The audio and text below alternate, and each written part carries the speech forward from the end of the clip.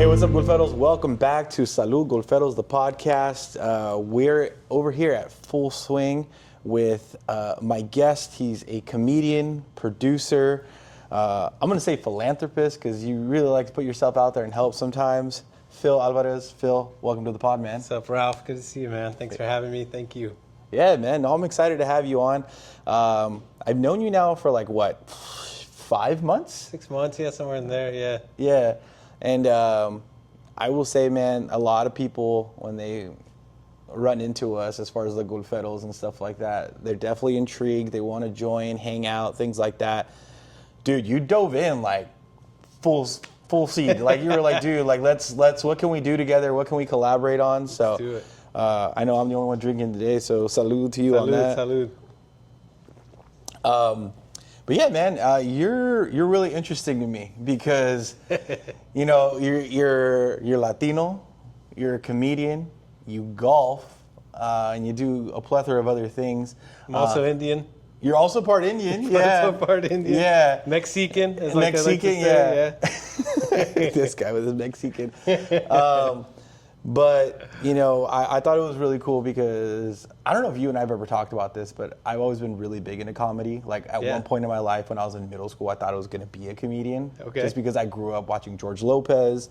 People think whatever you want to think of George. For sure. But, you know, George was, he's a big Latino comedian / golfer. Yeah. Honestly, that's probably what kind of got some of my interest into golf, is just seeing him dominate, you know, comedy, but then dominating, or at least kicking the door down into golf, you know? So I was telling you the other day, you know, we have George Lopez, Cheech Marin, Oscar Miranda, Concrete, Jerry Garcia. We have all these Latinos who are getting into golf, who are also comedians. So that's kind of my first question to you, man. Like, was that any type of, inspiration to you, why you kind of have both those routes going on, one way or the other, or were you just oblivious to all that? It wasn't oblivious to it, but I wouldn't say that was like a main motivation for me to play. Okay. I think my biggest motivation for golf was that I grew up with my dad. He's an immigrant. You know, he naturalized citizen. He moved to America he moved to the United States, I think, when he was in 6th grade or 5th grade. Okay. And I remember when I wanted to play golf as a kid, my dad had this idea that Mexican people don't play golf. Mm-hmm. And that was kind of his whole idea about it. And I kind of had that in my head for a long time. You know, and I saw these guys playing and I saw comedians playing. And I started doing comedy later in life as well as golf. And I think probably around the age of 30, I decided I can do whatever I want. I'm an adult now. I can actually do whatever I want. There's nothing actually stopping us. It's my money. It's my money, my time. And you can, so then I just decided, in a way I felt like it needed to happen for more people to be on the course, Yeah. And then it's funny, when you are here in North County, there's a lot of Hispanic and Latino golfers in North County. Mm-hmm. There's a lot of us out here, man. And then, progressively I started trying to get connected with more and more. I came across Los Golferos, I hit you up, became part of the crew, and the rest is history, man. We were talking previously about how important I think representation is in these kind of spaces for us, And so it's a big deal that I feel like, I got my dad golfing actually. Yeah, well, a couple months ago, right? A couple months ago, yeah. You took him out to go? Took him out to Goat Hill, yeah. And he played a couple holes, man, and he had fun. And I wish I could explain the look on his face when I was like, yeah, we're just going to go golf. And he didn't. I think he had it in his head that every golf was a country club. Yeah. Every course was a country club. I don't think he understood the concept that you could just pay money and just go out there. Yeah. And no one's gonna follow you around, like no one's gonna be making sure you don't steal the cart or something like that. Like no one's gonna mess with you. You just go out and have fun, I think that's a really big thing that a lot of people don't understand that maybe grew up with golf, and that's like a thing in their culture that they've done, whether you're white, Asian, whatever. You grow up with that in your life, right? I remember, once again, back in middle school when I started dabbling in golf, my cousin's husband took me out, and we went to a course in, my very first course was Castle Creek, which is like Vista Bonsall. Yeah, R.I.P. R.I.P. Castle Creek. And I went out there, and I think just because it was my first time ever out on the golf course, I was kind of like timid about it, or I'm like kind of looking around. But that feeling you're talking about with your dad, I totally got that like a few months later when we went to a golf course in Temecula. Like, you've seen Castle Creek. Yeah.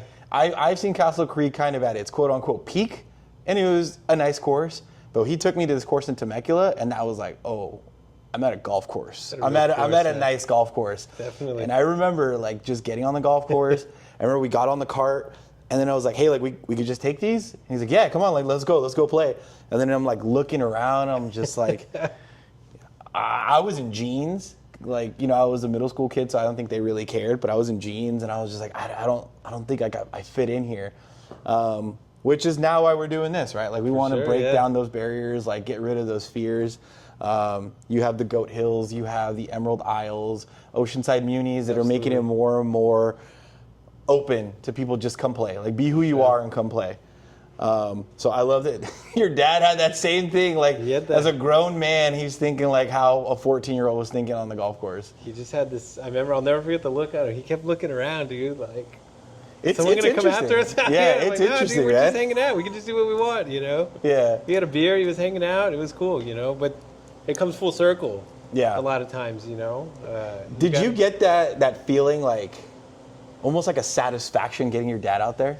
Oh, bro, it's like he was like a little kid again. It Yeah. was like watching him try and learn something new. I think that's something that maybe we can take for granted as adults is our parents are also living every day for the first time as well. Mm-hmm. And so a lot of times they're doing new things too.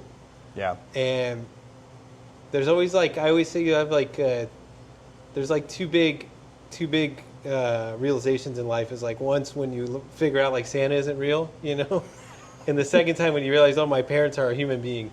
They're figuring this shit out. They're figuring it out too, Yeah. dude. And so it was really cool to see my dad trying something new that he wasn't ever gonna. He won't ever probably go do that on his own ever. Yeah. And I know he won't. Right. But I can probably get him out again. Because he already did it once. Had a Second good time's a little time. easier. Yeah, he had fun. It was easy for him. So. Yeah, I think it was really special, and it's a big gift to be able to give your parents the opportunity to learn something new and watch them be new at something. Yeah. Yeah, I remember I took my dad out on the golf course for the first time like 2-3 years ago. Okay.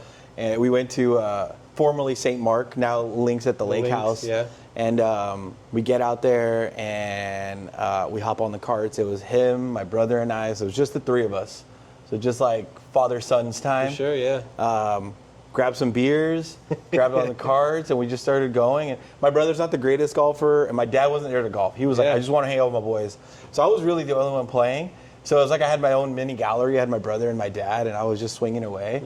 And he was driving the cart and everything like that. And that was cool, man. Like, I'm telling you, like, that's why I asked about that feeling, because I got, like, we were like on hole 3 or 4, and I got this feeling of like, this is cool. Hell yeah. Like For sure. when your dad, like kind of like what you were saying, like, or like when your parents take you to do something as a kid, that's probably the feeling they get. Like, sure. oh, like I got to take my kid to this. Totally. I felt that in the sense of like, dang, I get to take my dad to this. This is cool. We get to pay it back as whatever way we can. Yeah. It's cool, man. It is cool. Yeah, definitely. I wonder if that's like a minority thing where we just like kind of like self-evaluate, and it's like we're giving our parents things that they didn't have growing up. Totally, yeah. Because I always make the running joke that my dad works 360 out of 365 days a year, which I would like to tell you that it's a joke. Like I say it's a running joke, but it's a real thing. Yeah. It wasn't until about 5 years ago my dad started taking days off. Like he takes weekends now. For sure. Which blew my cousins' minds. They were like, But your dad takes weekends? And I'm like, yeah, it's pretty cool. Dude, I remember I called my dad a couple weeks ago. My dad's in construction, and I called him a couple weeks ago on a Saturday at like 9. Yeah. And he was sleeping in. I thought he was sick. I was like, "You all right? What's wrong?" He's like, "Nothing. I'm just sleeping in." Yeah. And now, yeah, he's getting older, so he's taking some more time for himself. But he works so much. I thought he was sick or something, dude. Yeah. Like I thought there was something wrong with him. If my dad's not up by 6 a.m., I'm like, you all right? Like, Yeah, what for happened? sure. Yeah, Like, of what's course, going on? definitely. Yeah, so they deserve the time off. They deserve the chill time and the downtime, man. Yeah. So you brought up that your dad does construction, and I know that early on getting to know you, you had your own, Yeah. construction business, and that was Yeah. kind of what you were doing. Can you talk to us a little bit about that? Like, what inspired you to start your own business? And then now what's the transition? Because you don't have that business anymore, right? So I was inspired to kind of do my own thing. I worked in everything from general construction, laboring, all the way up to being an electrician for a while. And I just wanted to start my own thing. And so in the pandemic, I had an opportunity to do that closer to the end of COVID time, closer to like early 2022, back into 2021. I had an opportunity to get in with a few people that were investing into construction companies. And so I was able to I was really blessed at the time to be able to start into an industry and open my own thing without a lot of risk on myself financially, which was nice. Yeah. Unfortunately, I didn't really set myself up well with that company, and I burned myself out. Because the one thing people don't tell you about being an entrepreneur is that if you can't trust your company to run while you're not there, you're just an employee. You're still just an employee of yourself. Yeah. Yeah. You're not really the boss at all, right? You're still kind of your own employee. Yeah. And so I had to take a step back for my own self. And also I had other things I wanted to do. And so I was able to get a job here with Full Swing, which was pretty cool. Yeah. And which has allowed me some really cool opportunities, allowed me more networking in the golf industry. And it's allowed me to kind of take a step back and reassess and recalibrate where I want to be in the next 5 years for me. I can always go back to construction. That's not an issue for me. Yeah. But at this time, I just wanted to kind of have some vacation days, like we're talking about. Yeah. Because I was working 365 days for the year. Most weeks were 6 days a week. I wouldn't have any time to hang out with my friends. I didn't have any time for family.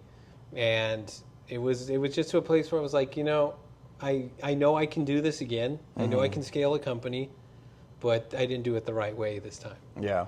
But it's just young business, and just young mistakes is really what it was. And so I'm 36 this year. Maybe in the next, probably by 40, I'll probably plan to start something back up with construction again. That's the plan. But for now, I have an amazing opportunity to work here as a project manager with Full Swing. And I'm overseeing the installation of some of these simulators that are going into people's houses. So I'm still able to use my construction knowledge and stay kind of sharp on my construction skills, Yeah. So it's That's been cool, cool. man. Yeah, it's been great. Yeah, that's really great that you could take all of that experience and then bring it into the corporate world. And Definitely. I think that's also another, aspect is to learn the corporate side of business because, like for me, my 9 to 5 is in the corporate world. I work in the healthcare industry. And so, there's a lot of conversations that you have in that space that like you don't think about, working for yourself. Like, so my dad had his own business. I grew up in the family business, and mom and pop style of business is very different from the corporate world. Absolutely, yeah. My dad had a farm, and so, there is no HR.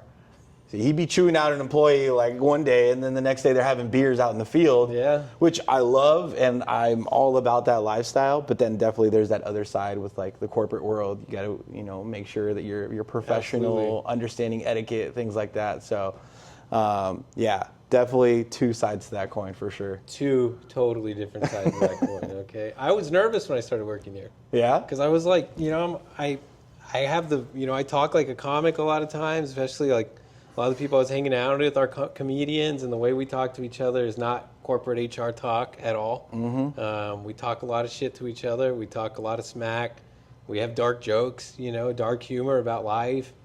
But when I came here, the HR person handed me a notebook that said "Get shit done" right on the front of it. I love it. And I was like, All right, I'll be all right. Yeah, I'll be all right. fine, dude. I'll be okay. I can keep it under wraps. There's enough so far. blurred lines Of here course, where I yeah, can for get sure. away with some stuff. Absolutely, you know. So I was like, all right, golf industry's pretty laid back, dude. Yeah. Next to the surf industry, the golf industry is probably the most laid back industry in San Diego.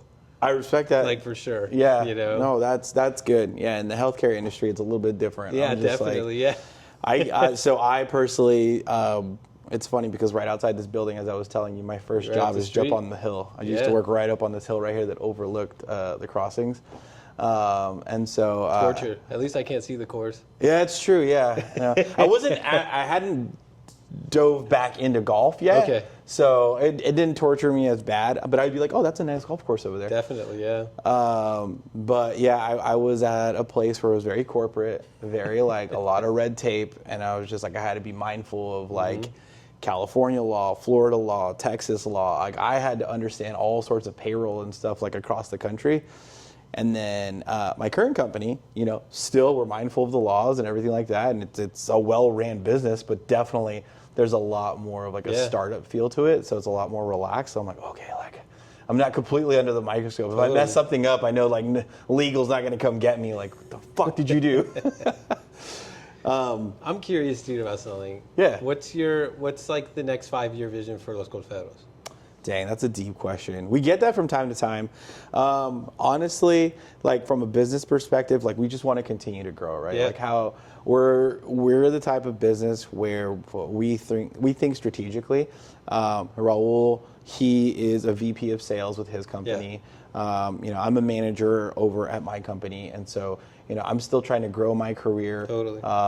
And so we don't want the business to outgrow us in a sense. Like we still want to be able to like hold on to it, right?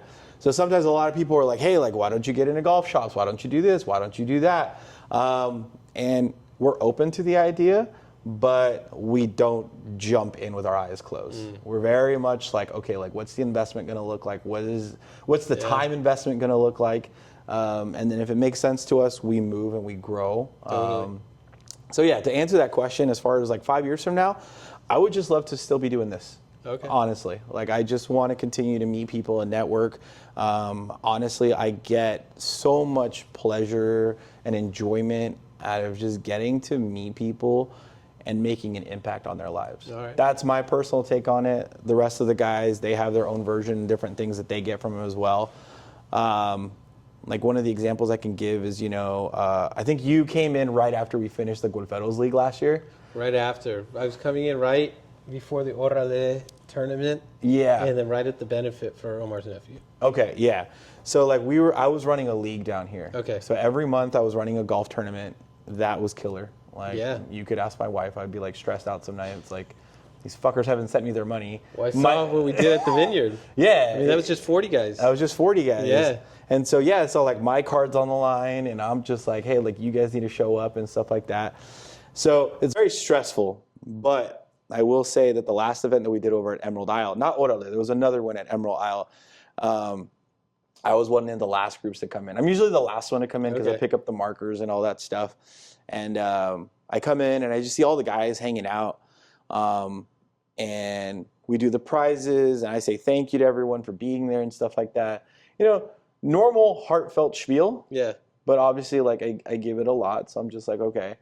And I remember saying, like, hey, like, our last one's going to be over at Arrowwood. You know, I'm probably not going to do this. It's a lot of work for me, guys. So, and I remember just guys coming up to me like, hey, man, whether it's the last one or not, if you continue to do it, I just want you to know, like, this has been some of the most fun golf I've ever had. Hell yeah, man. And I'm like, fuck, why do you have to say that to me, dude? Now, like, I want to do this now I again. gotta keep going. I want to keep going. So, yeah, that's kind of going back to your question, 5 years. Like, I just want to keep making an impact. Totally. You bring up Omar's nephew's charity event, which is kind of going hand in hand when we first started hanging out. And, you know, once again, thank you for offering to MC that event. That was awesome, dude. Guys, he was the MC the whole night. I was probably about 3 hours worth of jokes as he was roasting golfers on the Sims over at Good Company Golf. Such a fun time, dude. That was hilarious, bro. And yeah, man, just like doing stuff like that, like you know, it may not sound big to these other charity events and things that are raising like tens of thousands of dollars, But we raised $3,000 that night for a little boy fighting cancer. And you saw the update I put in the group chat. It was enough for him to get the treatment. It was enough for him to get a treatment that's probably going to get him out of the hospital. Which is amazing. Like I'm at a loss for words for that. Yeah, for sure. So yeah, stuff like that, man. So thank you again to everybody that came out. Thank you guys. It was a good company for that tournament. It was a good time, and thanks for putting up with me. It was for a good cause. Dude, the Beetle Boys still talk about how you knocked them out. Like, well, they came back. They kicked our butts at the event. We went and played them for That's the true. 2v2, dude. Which we got to run that back, guys. We got to run it back. Yeah, we'll run that one back. But I kind of want to talk about more of your comedy side. Yeah, we're talking about how you emceed the event. Like, you're funny as hell, Phil. You talk a lot of shit. So kind of going back to what we were saying, you got a lot going on in your life. You were doing construction. You were getting into golf. Tell us a story about how you got into comedy, because I think that's funny. So it started like, I'd say maybe it started before the pandemic, like COVID time was probably around 2019. I was like really curious about comedy. And I just felt like I could do it. I knew I could do it for some reason. Mm-hmm. And so I was living in Point Loma then. Okay. Yeah. 2018, 2019, I was in Point Loma, and I would go to open mics. And I think I did maybe 1 or 2 open mics, and I was horrible. I was so bad that I would get hammered. I was so nervous to go up. I'd get drunk, and I would go try to do a couple sets, and it was so bad, dude. Yeah. It was so bad. And luckily, nobody remembered me.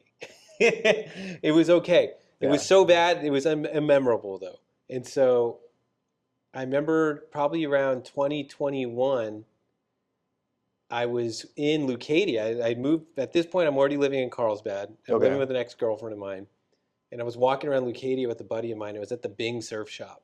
Okay. Yeah. And there was a guy in there named Adam that was talking to us, and he was like, I'm doing an open mic thing for a comedy.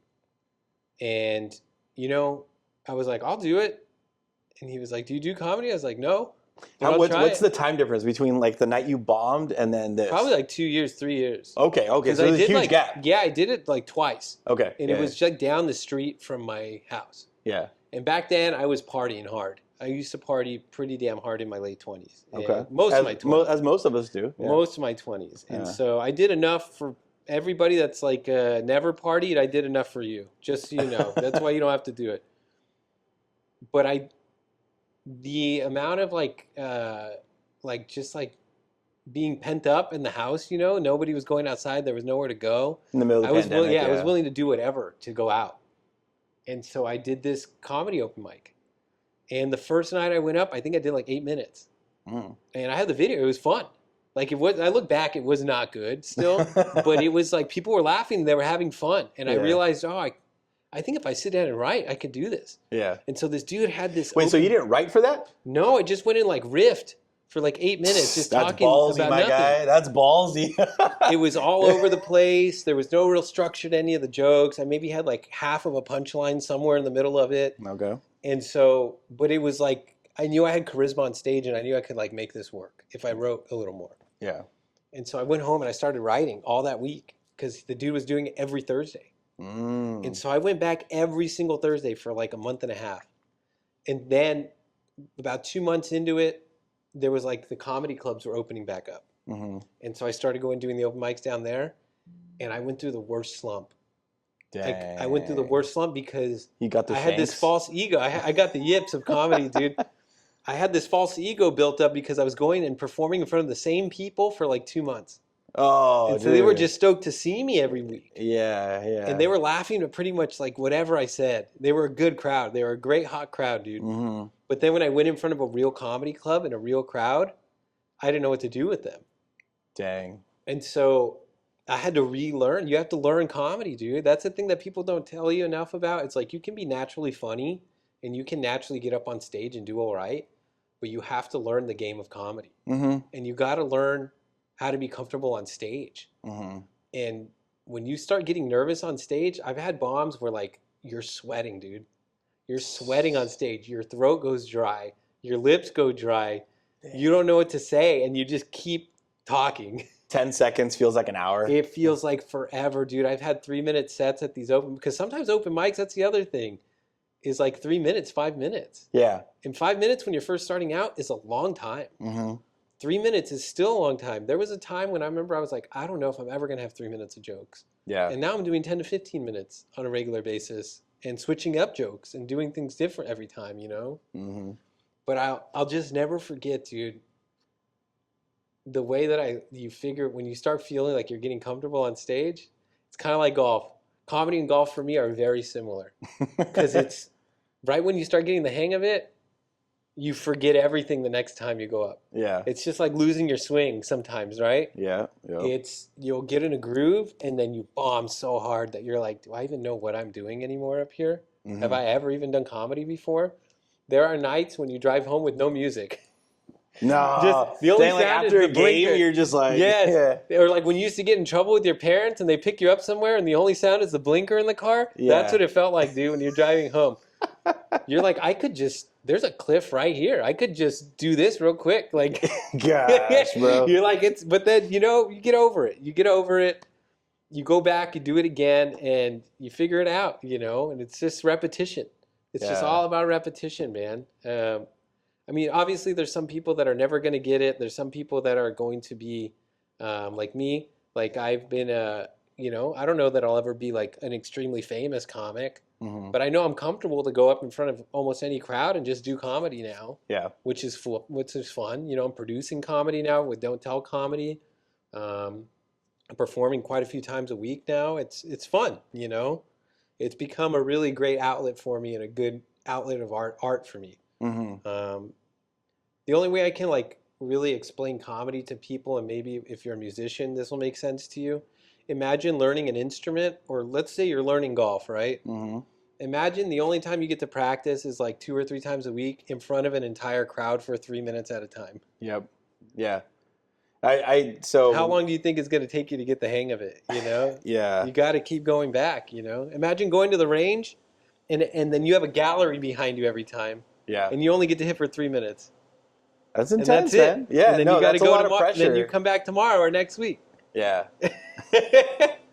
No, I was so like I said, like at one point when I was younger, I was like, dude, maybe comedy is the route I want to Yeah. take. So like, I feel like I'm a student of the game in the Okay. sense that like, you know, like I have my favorite sport teams, the Dodgers and stuff like that. So I follow them. I know who the players are. Yeah. Same thing with comedy. Like I love comedy. Like, you know, the Dave Chappelle's, the George Lopez's, the Okay. Ralph Barbosas, right?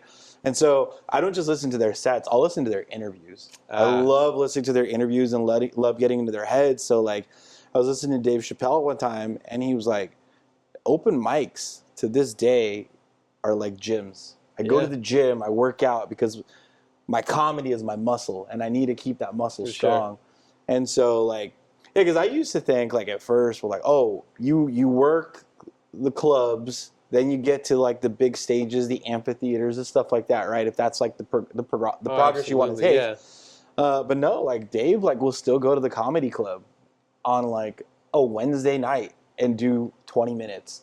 And it's like, he's like, yeah, I just got to try material out, or I'll just shoot the shit with the crowd. And I think that's really cool because, yeah, a lot of people don't understand that comedy is A grind. it's a grind. Like, the crazy thing for me with comedy is that when you start hearing about a comic, like when you start seeing them popping up and blowing up all over the place, and like social media has kind of fast-tracked it a little bit now with Instagram and TikTok. Yeah. But for the most part, like when you see a comic blowing up, They're already 5, they're 6 years 10 deep. Yeah. at the minimum. Yeah. Sometimes it's like 10, 15, Yeah. you know? Sometimes 20 years is when you're starting to see these guys blow up. Yeah, that's true. And there's so many nights of like dive bar shows where literally the game is on and regulars are there and they're pissed because they're like, why the fuck is there comedy tonight? Yeah. Like who booked this? Who did this? Like especially at like some of these local like dive bars where the regulars are there every night drinking, right? Yeah. That's like they feel like that's their place and that's their space. You're impeding on their You're day-to-day. impeding on their vibe, dude. Yeah. There have been nights when people are yelling at you to get off stage, even if you're doing well. They're just like, this sucks. Get it out of here. Yeah. There's nights when you get booked to drive, you know, to LA or Inland Empire or even Arizona will book you for shows. Yeah. And people will hit you up and you get there and they're like, oh yeah, man, it's going to be a full show tonight, totally packed out. We're going to get you $50, blah, blah. You get there, there's 3 people in the crowd. And then the booker's Oh. like, hey, man, I can give you 20 because we didn't really get much money tonight, you know? And you drive all the way to LA You drove or to LA IE? or IE or something, you know? And it's like, That doesn't even cover your gas, bro. that's comedy though, dude. There's times I've driven for free when I was first starting off. For 2 drink tickets, right? To a bar or something like that. When you're not even going to drink because you got to drive home another 2 hours after, you know? It's like, no way. there's grinds, dude, when you first start, even now. Or just take whatever stage time you can get. Yeah. Yeah. Because every show is a new opportunity to work out your stuff. See, that to me is something that I'm learning because like I said, I understood like Dave and all these guys, they're already made their riches, so they just want to go get on stage. They just want to work out. Like I get that, open mic nights, but I figured like once you got to like the booking like stage, I was like, oh hey, at least a couple $100. Like you're gonna come out here, but dude, not even $20 sometimes. $200 is like, that's an insanely solid pay for like an everyday comic. Really? Like $200 is like what headliners are getting sometimes for like big shows. Really? Yes. Like at the clubs every once in a while you'll get pretty good pay. Yeah. But for the most part, I mean I won't say who, but we book comics all the time for, you know, big headliners will come down from LA for $100. Dang. But you think about it, it's not just, you know, you're doing 30 minutes of comedy, but you're not paying them for that 30 minutes. You're paying them for all the years it took to get there too, right? Yeah. Yeah. But yeah, I mean, for the most part, you'd be shocked how many comics are driving around for $50 to $100. And that's at the top of the pay for like everyday shows. Do you guys book like multiple gigs a night? If you can, you will. Yeah, definitely. Yeah, for make sure. 20 here, make 50 there, and try to like just. But pull there's it still together. a lot of free shows, man. And there's a lot of shows that are free for the crowd, and then they'll pull tips at the end of the night. And you'll break off some of the tips from the end of the night, you know? Dang, that's intense. I just did a 300-person theater show, and the dude paid us $25. Yeah. No way. Yeah. You know, it's just the way it goes sometimes, man, you know? That's insane. And then, you know, you'll get to a place where maybe you have a little bit more clout. You have some credits underneath you. Yeah. You've done some bigger shows and bigger clubs. You've opened for bigger comics, and you can put that down. And then you can request a little bit more money. But to get to the stage where you have a writer that has like, a writer is when you're booking a club or somewhere, a venue, and you tell them, oh, I want Perrier water in the green room, and I want it set to 65 degrees, and I need a black car to pick me up. Dude, that's so far off. That's not even, you shouldn't even be thinking about that stuff right now. No, yeah. Because you should be just focused on getting better at comedy and better at your jokes. That's it. Dang. It's I mean, literally there's so much that's the same between golf and comedy. It's crazy, dude. Yeah. And life, really. Comedy's taught me a lot about life, and so has golf, dude. You just got to keep coming back. You got to keep showing up. Get your ass kicked. And you got to get your ass kicked and keep showing up. A lot of times the comics that make it aren't always the funniest comics. They're the easiest to work with, the most likable people to work with, and the people that just kept showing up. You know?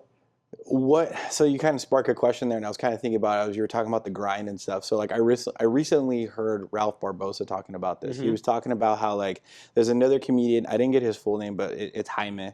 And so Jaime helps him write a lot of jokes right now. And in the past, Ralph was saying, well, like I used to help him write a lot. Totally, yeah. Do you work with anybody like, or is it just kind of like a whole solo, like this is Phil's comedy? So it's nice to write with other comics. It's really cool. And then like, it's dope when you are friends with comics that are like, when they hear your joke on stage, they'll go, oh, here's a tag. Like, oh, you should try this in that part. Try it. You know, and there's a lot of times when like you don't want to do too much writing with other comics because you also don't want to be completely influenced by somebody else's style and what they're doing. But yeah, I mean, there's a lot of times I did do like writer circles, and I enjoy doing that. One of my favorite things to do is help my friends write for roast battles. Okay, yeah. I could see that. Yeah. I don't personally like performing roast battles. Why not? I just don't like it. I get weird anxiety on stage. Okay. And with that kind of stuff, I just don't enjoy, overall, it's not my favorite type of shows to do. I'll do them, and I have done them in the past. I've done the Comedy Store roast battle once before. Okay. I'm technically 1-0 right now. No big deal. That's my record with roast battle, but I really enjoy helping people write for roasts. Okay. Because I like bouncing that kind of jokes off of somebody else. And you start Is that the riffing on Mexican somebody in you and because we just roast each I other? think that like, might be, dude. Yeah, that really might be that's the tough love, right? That's the way we love on each other. It's kind of like roasting on each other, you know? And yeah, I really enjoy helping with that. But for the most part, we do write a lot alone. I can't speak for everybody. Maybe there are some comics that are always writing with other people. But most of the famous comics that you see around and that you know, they do have writers that are helping them write. Yeah. Chris Rock famously has a bunch of writers for him. Comics at that level, they do have a lot of writers. Yeah, I imagine there's a lot of pressure to stay like relevant, right? For like, sure. You remember Kevin Hart was? I feel like Kevin Hart had like a 10-year run. You could correct me if I'm wrong, but I feel like his run's over. Like he's still famous and he's still like that guy, but like I don't know about you, but I'm kind of tired of Kevin. Like if he comes out with another special, I'm just like, I'm over it, dude. Like you've already had like 6 specials where you did the same shit. For sure, yeah. But yeah, I imagine you got to have a lot of writers with you. Be like, hey, like, okay, like I've said my piece. Like, what can you guys see in my life to like help me keep going? So when you see, remember, like they would have like the roast battles on Comedy Central. Yeah. Okay, so famously, like there is a writer's room for those roast battles. So there's a lot of the comics that are writing their own stuff up there, but there's a lot of times you'll see celebrities up there, right, and whatnot that weren't actually comics, or musicians or something, and people wrote for them. Okay. And so that's like those are like prestigious roles to get as a comic. There's a lot of people that feel like becoming a writer as a comic is like the golden handcuffs of death because it's good pay and it's good money. But now you're now your face writing, is not out there. your face isn't out there, right? And there's a lot of jokes that maybe you wanted to say on stage, and those are good jokes, but now you just gave them away to a massive stage for somebody else. Yeah. So I've heard that about SNL. Like a lot of people say, like if you don't make the cut as a player, you get relegated back to a writer if you're good enough. They're like, okay, you were funny. We don't think you can be on TV, but we definitely want you to write, and you come back as a writer. That's still a huge thing to get, though. Yeah. As much as everybody will try to hate on SNL and say, oh, SNL hasn't been funny in this long or that long. Yeah. If somebody came up and offered those same people a job at SNL, they would take it in a heartbeat. You know what I mean? Like, that's one of those things, too. People like to act like they're going to hate on shit and not like it or enjoy it. Yeah. But they 100% want to be a part of that crew. And be in that club. Yeah. No, that's so true. And then, like, because also, too, it's like, you never know what door that's going to open. 100%, yeah. Kind of bringing it back to the Latinos, right? So there's this guy, he was writing for SNL. Dude, I'm going to forget his name right now. But Raul got me into the show called Los Spookies. Okay. And so Los Spookies is it's like this horror mystery parody show. Okay. But in the theme of a novela. So it's super dramatic and like... And it's in Spanish? It's in Spanish. Oh, that's great, yeah. And so Lauren Michaels and Fred Armisen, I think, produced it. So big SNL names. Fun, yeah. And so one of the main actors and main writers / creator, producer is a kid. I call him a kid, but he's probably just about our age. Okay. This kid that was on SNL, he was the writer for the longest time. And then he came out with the idea for Los Spookies. Became like this big thing. Fred Armisen was on it and stuff like that. That's a really cool crew. Go check it out. It's really funny. Los Spookies. Los Spookies, like, we're not getting any credit or paid to say it, but I'll give love where I will. Because, this Latino writer came out and put out this amazing show. And that goes back to like, you give shit to SNL, but maybe you become a writer and you don't know what will come of that. You gotta take every opportunity that you can. And, for sure. Yeah. We can go down the rabbit hole of comics and writers and all that, but I kind of want to come back now to your style of comedy, your comedy. What would you say is like your biggest inspiration? 2 questions now. What's your biggest inspiration in comedy? And then 2, how would you label your style of comedy? Those are always tough questions for me, but I'll try my best. Yeah. I feel as though my comedy is goofy and silly, but it's very... I'm a bit of a ranty comic on stage. I definitely will like get in on a topic and I will just like start talking shit about that topic, right? Mm-hmm. One of my bigger jokes is I talk a lot of shit about golden doodles. Okay. Because I really do feel like the minute you see golden doodles in your neighborhood, like your rent's going up, dude. That's what's happening. Like that's one sign of like your neighborhood is gentrifying quickly. Okay. There will be $7 tacos in that neighborhood. I'm not buying that. within a year. Yeah. You know? Yeah. And so I try to take just my everyday life and what's around me. And I Okay. feel like there's a lot of goofy shit happening around us at all times Okay. that people try to normalize, you know? Okay. And so I don't know, there's just like I get a little obviously dating I feel like is like an evergreen with comedy. Mm-hmm. But there's always new angles of everything. I talk a little bit about dating, quite a bit about dating in my comedy. You know, I would say that overall my style is very topical and ranty. Okay. So I am a bit of a I do try to I'm trying to become more into the storytelling side of comedy though, because that is really where people start to relate to you and people really enjoy learning about who you are, because you can talk about specific topics or things about the world, but people, I think I've learned that crowds really connect when you're relating it to yourself and they're relating now to your life, right? On a real level. Not just like on, like there are a lot of comics that have like the one-liners and like very jokey joke, set up punchline, which is still necessary in your bits. You still have to make a punchline and have setups and have the closure on everything, right? But I think for me, the biggest thing that I'm trying to do more now of is to talk more about my personal life and be more kind of like, you know, I can't fight it that I kind of have youth pastor energy.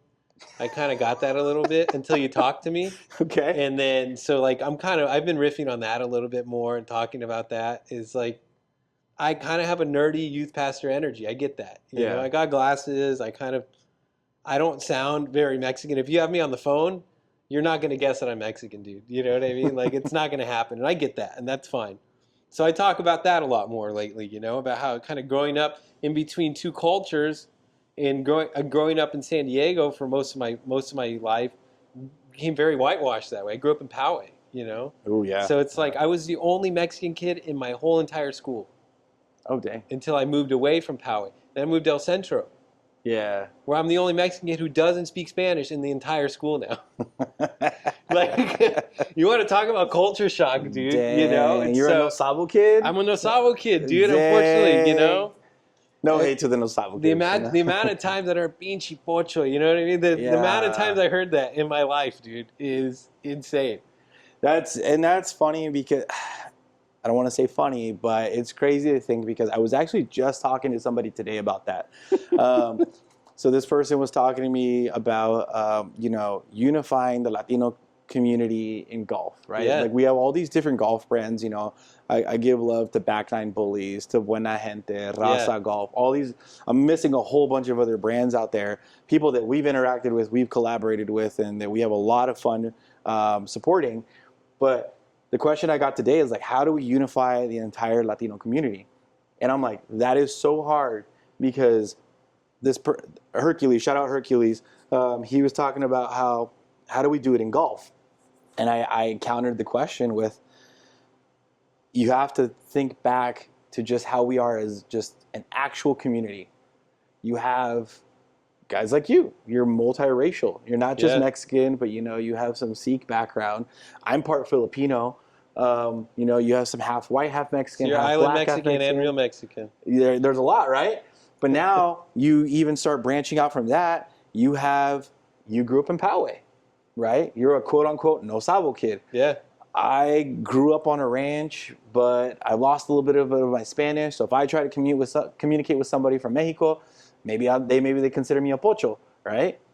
And then you have the rockeros, or then you have like the goth Mexican guys. Dude, you know, there's a wild spectrum, right? There's a wild spectrum. Like, now you got the Edgars. You got the Edgars. Now you got the Edgars now. Did you see the video I posted recently about like how the range playlist will just like jump? Oh, I went from Chalino to Bad Bunny to like K-pop Demon Hunter. Dude, that is, you get in the car with me, and if we're in the car for more than 30 minutes, it's gonna change. Those genres, like, I'll go Nirvana to Chalino to Vicente to For sure. Metallica. It'll go all over the place. I was an emo kid in high school. I can see that. So like, yeah, I mean, I was all emoed out, dude. Black Dickies, black band shirts, tall socks with like Vans and Converse. Like that was the move. That was the move where I grew up. So yeah, and you almost have to do it not to assimilate, but to fit in. Like you don't want to be the sore thumb, right? So like for me, I went to a predominantly white middle school and elementary school, and I became a skater. I mean, I'm in North County, San Diego. Tony Hawk lives down the road. Yeah. Like, not even joking. He lives down the road from where we are right now. A lot of casserole. Yeah. And so, like, I just became a skater because that was the early 2000s for me, growing up around that and that whole thing. I remember going, I left California to go to Arizona for college. And everyone's like, dude, you sound like a Cali guy. You sound like a San Diego. I get that all the time. And I'm like, what does that even mean? I was like, because I pronunciate. And then they were like, oh, shut up. They're like, no, you have like that dude and like, no way and all that. I was like, that's just how I grew up talking, man. And it is what it is. So. Yeah, I feel like if I was like to talk like this, dog, it's like, I know, you want me to throw an accent on it? Fool, you want me to talk like this? It just doesn't come off. It doesn't roll off the tongue right. Not authentic to me. Not authentic at all, dude. Yeah. So yeah, I don't know. It's like it's interesting. There are like I have black friends that are half white, half black. Okay. They definitely grew up white, and it's weird to hear them say the N-word. Like it doesn't sound right. It just doesn't. I'm like. It makes me uncomfortable. You know what I mean? I'm like, dude. It's like I got to take your card, man. You don't have the card. We'll just tuck it away. Yeah. There's a couple comics I've known like that. When they say the N-word on stage, I'm like, I don't think you can say that, dude. I think it's you and Kanye. You guys can't say that anymore. Like. Oh god, dang, dude. Let's not talk about Kanye. You can't be a white supremacist and still say the N-word, dude. Come on. Or maybe you can't. Maybe that is the only other group of friends that he could go with that would still say it. I don't know. They'll be using it with some hard R's. I'll just tell you right now. There's some hard R's thrown out there. All right, who's the Mexican Kanye? Who's the Mexican Kanye? Yeah. Like that's gone off the rails? Yeah, who's gone off the rails like that? Dang. Oh, man. That's a whole nother podcast. That's a whole other podcast, man. Like, have you heard the new song from Snow the Product? Yeah. Sábado? Yeah. I love that fucking song. That song's hilarious, dude. That song is hilarious. If you haven't heard it, let Phil play it for you. We'll translate it for you. Yeah, we got some friends here in the back. We're going to have to translate it, but... No, and that's so true because I feel like even in my own family, like we could play that song and some feelings will get hurt. Oh, definitely. Yeah, definitely, bro. Definitely, yeah. Man, I don't know. Hey, in the comments, drop it down below. Like, who's that cousin? The Mexican Kanye? Who's the Mexican Kanye? Or whoever you got to put on blast. Tag him down below. So, dude, I feel like we could talk about this topic forever. For sure, yeah. But I wanna go a little bit now back to golf. So we talked about how like comedy is kind of like that venue for you or that avenue for you to kind of like just put your life out there, maybe do some stress relief. I've always heard that sometimes comics can have some really dark feelings because they're using comedy to like put it out there and kind of like flush some stuff out. So that's one avenue, right? So I get that. That's a tough road. But then you layer golf into it. That's a whole nother fucking beast, bro. Because I always tell people to be a golfer, you have to be a masochist. Because you are going to have some shitty days 100%. Out there. So like... Golfing is for guys that can't afford a dominatrix. So we go and do it to ourselves out there. Like there are times when I feel like I have to call it Mistress Birdie or something, you know what I mean? Yeah. Because I'm not even allowed to call it golf. I'm not even allowed to call it by its own name. There are times when I've played golf. You've seen me. You guys have seen me. I get very serious about my golf sometimes. I'm very serious about... He gets so butthurt on the golf course sometimes. I want to get better at golf. I'm serious about being better at golf. Okay, Ralph likes to talk shit that I get mad about losing balls, but that's not true. It's a very specific occasion. And I know you're going to say, no, I only get mad when we all see where the ball went. We all watched where it went, and then you can't find it. That's the only time I get pissed off. The fairway monster. That's the only time I get pissed off when I lose balls. Every other time I'm like, yeah, whatever. I know I shanked it or I hit it that way. But when all four of us watched it go in the exact same spot, and then none of us can find it, that's when I get mad, dude. It's pretty funny. It's pretty funny.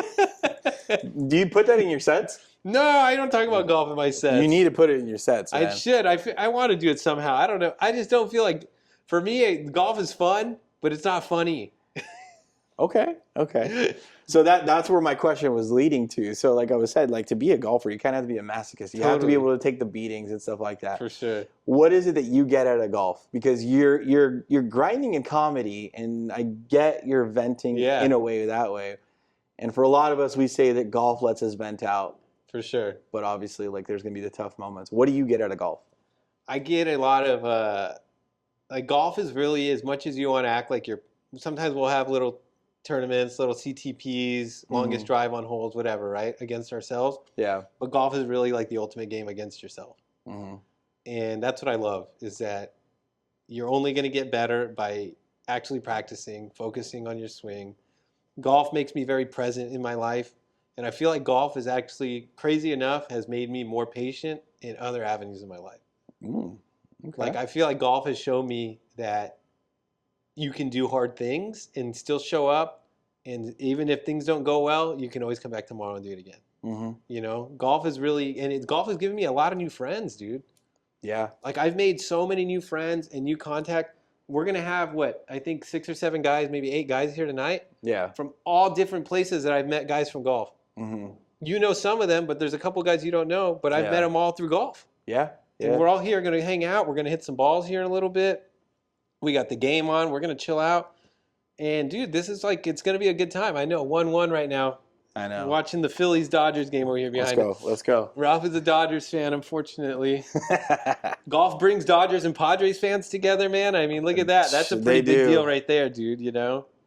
But golf overall has really just given me a new community of people. It's given me new networking opportunities. It's given me more opportunities to challenge myself and have fun. And that's really what matters in the end of the day. It's just being able to go out, have fun with the boys, dude, hang out.